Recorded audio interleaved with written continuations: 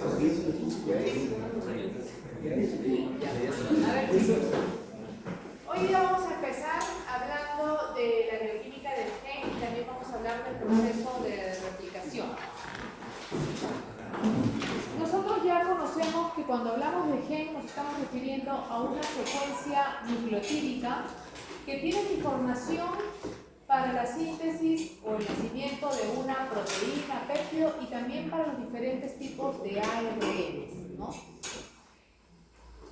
Sabemos también que los genes pueden ser de diferentes tamaños, pueden ser bastante grandes, como el gen de la dystropina, que puede tener cerca de 11.000 pares de bases, o pueden ser genes pequeños, como el de la secretina, que tiene alrededor de unos cuantos cientos de nucleótidos.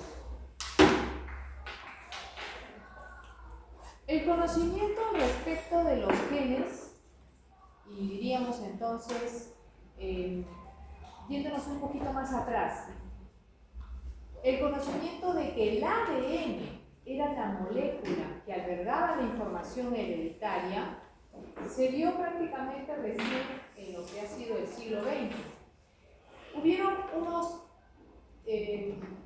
experimentos que facilitaron ese hallazgo. Entre ellos hay que mencionar el experimento de Frederick Griffith, que en realidad fue un experimento que demostró la capacidad transformante de bacterias, la capacidad de transformación de bacterias, pero que dio la base para que posteriormente se pueda identificar que la molécula con capacidad de transmitir información hereditaria era el ADN.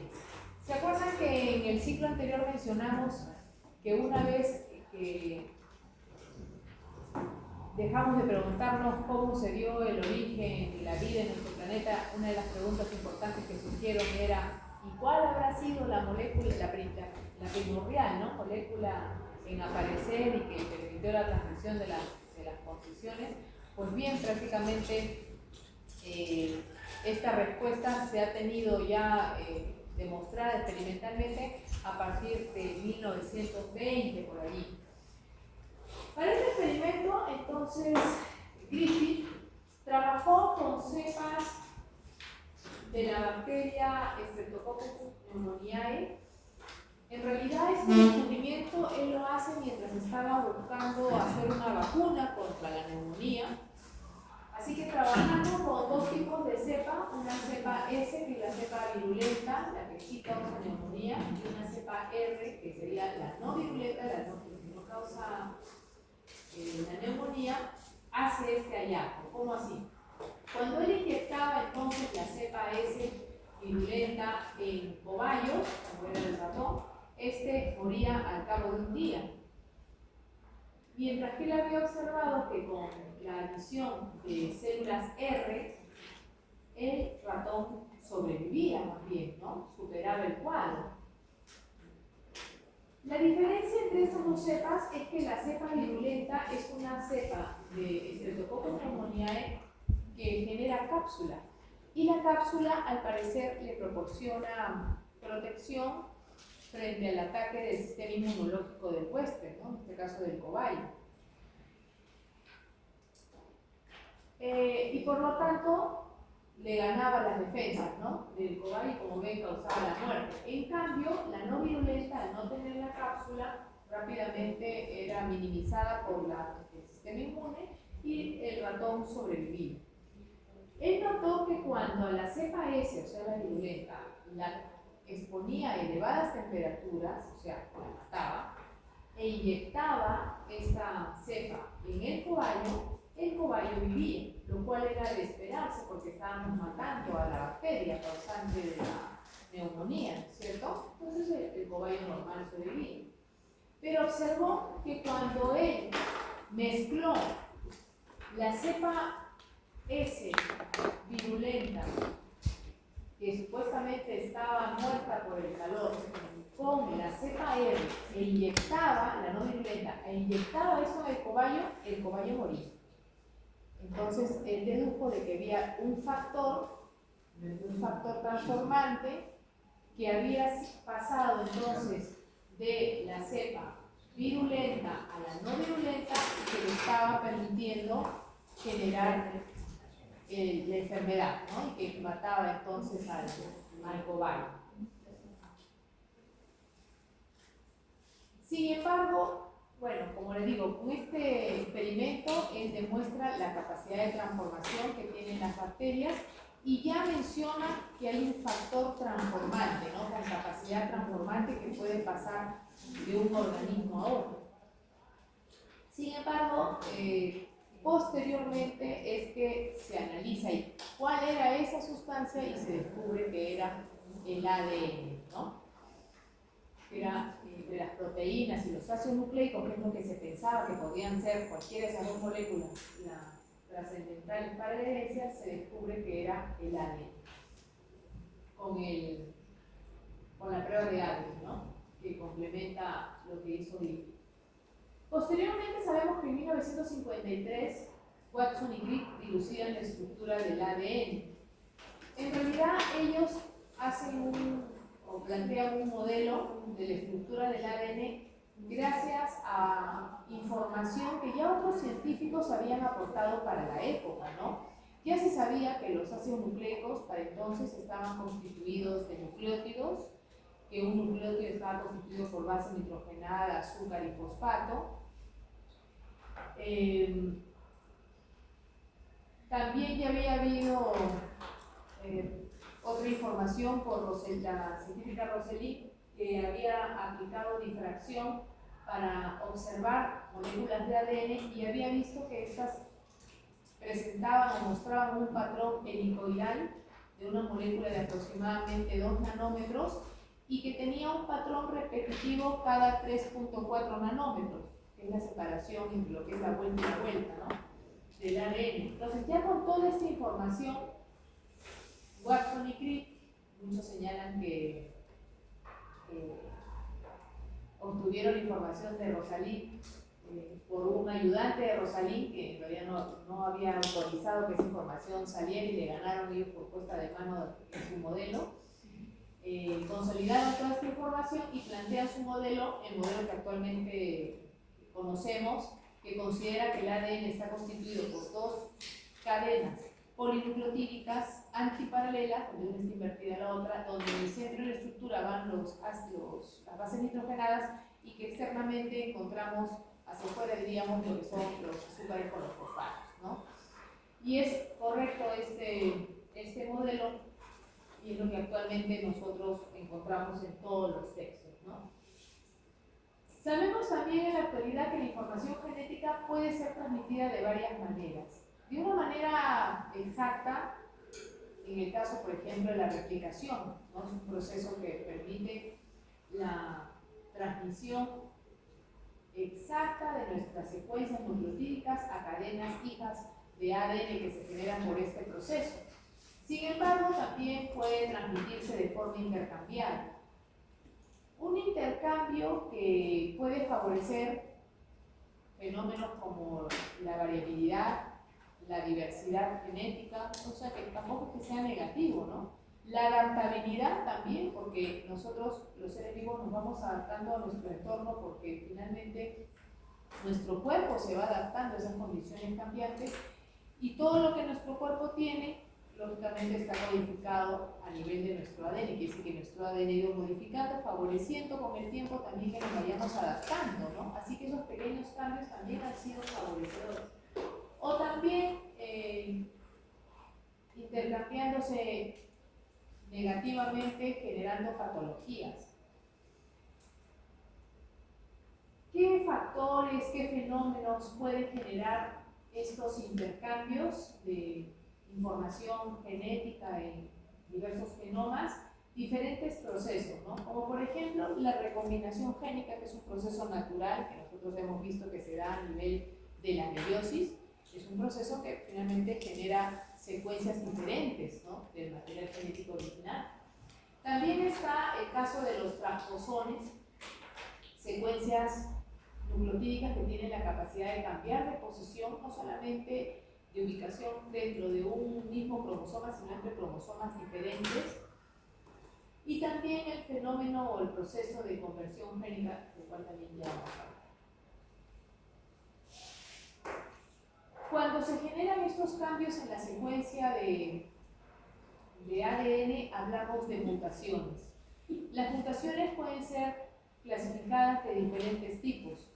Por ejemplo, podemos hablar de mutaciones sin sentido, mutaciones con cambio de sentido o mutaciones silenciosas. Una mutación silenciosa es una alteración, una modificación en la secuencia de ADN, pero que no me ha alterado el producto que se genera. Esto gracias a que el código genético es degenerado, ¿no? Es decir, que hay varios codones diferentes que igual especifican para un mismo aminoácido. Como el caso del ejemplo, ¿no? Donde estamos viendo que en el triplete el TCC, que especificaba finalmente que en esa proteína se colocara un aminoácido lisina, al cambiar el último nucleótido, en lugar de tener citosina, timina, especificando un codón en el mensajero diferente AAA, también codificaba lisina. Entonces, en ese caso, el producto es el mismo, a pesar de que sí se ha cambiado el código, ¿no? Está cambiando el código, pero el producto no se está viendo alterado. Ese es un tipo de mutación silenciosa. Una mutación sin sentido es más bien cuando cambiamos la secuencia de un nucleótido, convirtiéndolo en un nucleótido de esos que eran de parada, ¿no? Del proceso. Y por lo tanto que no codifica para ningún aminoácido. Y los de cambio de sentido cuando codifican para un aminoácido diferente, generando una alteración en el producto, ¿no? Por ejemplo, aquí vemos que el codón TCC especificaba arginina y que al cambiarle el nucleótido del medio por guanina, ya especifica treonina, un aminoácido total diferente. Acá sí tengo un producto diferente, ¿no? Las mutaciones pueden afectar tanto a ADN codificante como ADN no codificador. Cualquiera pensaría que si la mutación afecta a una secuencia no codificadora, estaríamos bien, ¿no? Sería bastante beneficioso. No necesariamente, porque como ya hemos señalado, las secuencias que antiguamente se conocían como ADN basura, ahora se sabe que pueden corresponder a secuencias de regulación, ¿no?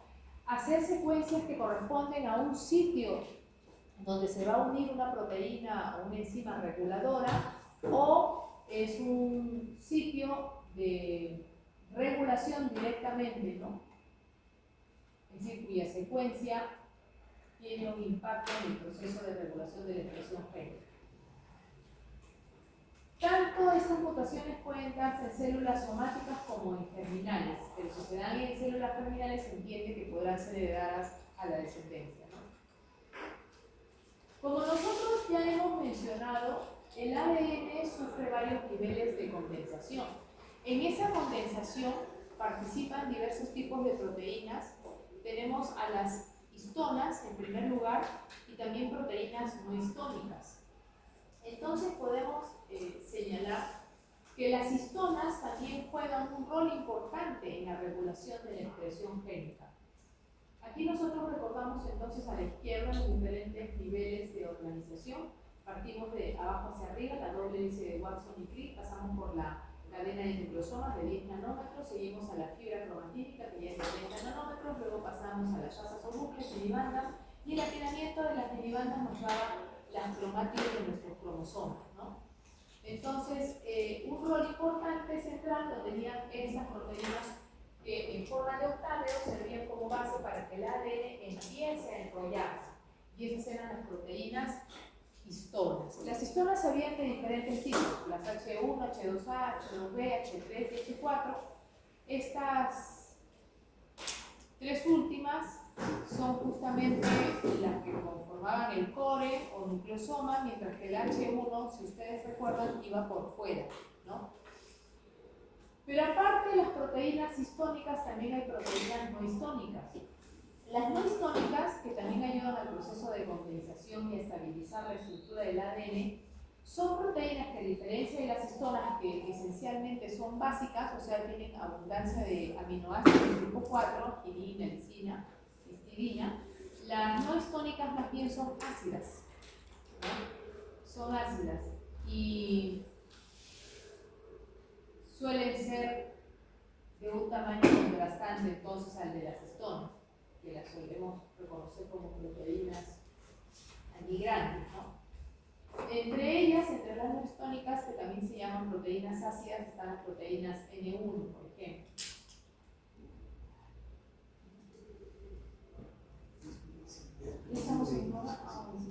Ya, nos vamos a quedar con esta diapositiva. Podemos decir que todavía no es bien comprendido el funcionamiento exacto del genoma de muchos mamíferos, por lo que nuestros sistemas de regulación son complejos por el descubrimiento de la epigenética, es decir, que no solamente la secuencia estricta de nuestros nucleótidos genera un producto, sino también la interacción de modificaciones químicas que pueden darse a nivel de puntos específicos de nuestro genoma que puede alterar el producto de expresión, ¿no? Así que no es solamente, el trabajo no era solamente identificar los genes, como se creyó en un inicio con el proyecto del genoma humano, ¿no? Y ya con eso se nos abrió una puerta completa. Si bien es cierto, sí se ha abierto una puerta grande, todavía nos quedan muchos desafíos con respecto a detalles de nuestro proceso de expresión, que era de esperarse porque nosotros somos uno de los organismos más complejos, ¿no? Más evolucionados, así que nuestra genética también tenía que ser compleja. Sabemos a la fecha que nuestro genoma, bueno, mejor dicho, el genoma haploide de una célula humana, hablando solamente de un juego de cromosomas, ¿no? Equivale a 3.3 por 10 a la 9 pares de bases. Sabemos también en la actualidad que solo el 1% equivale a la fracción exónica, es decir, a la fracción psicodificante. Que nosotros tenemos alrededor de 25.000 genes. Yo me acuerdo que cuando empezó el proyecto del genoma humano se habló de 300.000 genes para el humano, después se bajó a 200.000, después se bajó a 80.000, 50.000 y los últimos datos, como que hemos ido mejorando nuestras técnicas de análisis, han mostrado que nosotros, nuestra especie tiene alrededor de 25.000 genes nada más, ¿no? Sino que nuestras cadenas son tan largas que por tamaño de gen más o menos se estimó así, ¿no? Grandes cantidades, pero en realidad al irse descubriendo que había secuencias no codificantes y que eran inclusive la mayoría las no codificantes, pero sí codificantes, nuestra cifra se ha ido reduciendo en realidad y actualmente llegamos a señalar 25.000 genes, ¿no? Como les decía, la mayoría del ADN genómico entonces es no codificador. Es no codificador. Ese no codificador puede codificar RNAs no codificantes que se llaman reguladores, como los microRNAs, o puede actuar sirviendo como un sitio de unión para que proteínas reguladoras vengan y se unan allí y estén próximas a regular una secuencia psicodificadora que esté próxima, como estamos viendo en el mapa. Muy bien, nos quedamos entonces allí con la reunión. La próxima clase el día viernes, entonces yo empiezo con terminar el tema de hoy y pasaríamos a lo que es la exposición.